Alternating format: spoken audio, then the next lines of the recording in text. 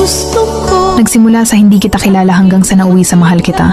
Parang kailan lang pa-scroll-scroll ka pa sa social media, lalo na pag boring ka. Yung tipong tamang like and shared post lang pinagkakalibangan mo. Wala ka naman sanang plano na pumasok sa relasyon. Pero bigla sa isang iglap, may dumating sa buhay mo para mahalin ka. At sa hindi inaasahan, nahuhulog ka na rin sa kanya. Hanggang isang araw, yung akala mo magiging mag-isa. Pero hindi pala, kasi may taong tatanggap sa'yo ng buo.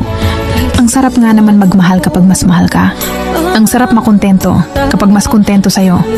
Hahanap ka pa ba ng iba kung sobra-sobra na siya? Kaya nga sana, wala na lang niloloko para wala na lang nasasaktan. Sana mapadpad tayo sa taong kayang pakalmahin ang puso nyo at hindi kayo bitawan sa panahong magulo na. Kasi sa totoo lang, iba yung saya pag nasa tamang tao ka na. Yung tipong kahit hindi mo siya palaging kasama o nakikita, alam mong hindi niya magagawang ipagpalit ka sa iba. Kasi una pa lang, ikaw lang talaga ang nag-iisa sa buhay niya. Kahit na